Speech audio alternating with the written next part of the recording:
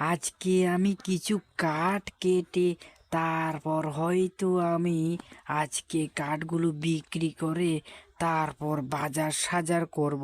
কিন্তু কোন দিকে যে দেখি কাঠ যে পাই সেটাই তো বুঝতে পারছি না।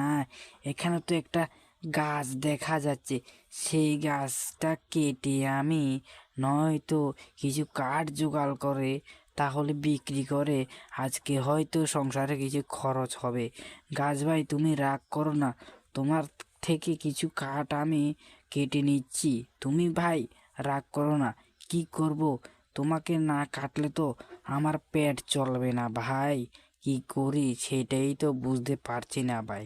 তোমাকে কেটে তারপর হয়তো আমার সংসার চলবে। তাহলে আমি শুরু করে দিই আমার কাঠ কাটা। তাহলে কুড়ালটা নিয়ে হাতে কিছু গাছ কাটি, তারপর দেখি কাঠগুলো বিক্রি করে কিছু হয় কিনা। গাছ ভাই তুমি রাগ করো না। উফ, কি শক্ত রে বাবা, কি পরিশ্রম! এই পরিশ্রম আর কতদিন করবে সেটাই তো বুঝতে পারছি না রে। এই পরিশ্রম আমি কত, যাক, কাঠগুলো তো কেটে নিয়েছি, এবার বাড়ির দিকে যাই, বিক্রি করে তারপর হয়তো সংসারের কিছু খরচ হবে আমার।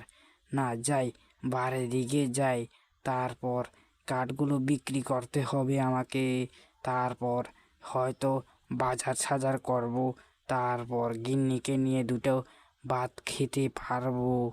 না, যাই, এবার কাঠগুলো তো কেটে নিলাম, এবার যাই, গিয়ে এইগুলো বিক্রি করে দেব। আমার গিন্নি যখন বাজার সাজার করে নিয়ে যাব তখন অনেক খুশি হয়ে যাবে আর কি আমার গিন্নি।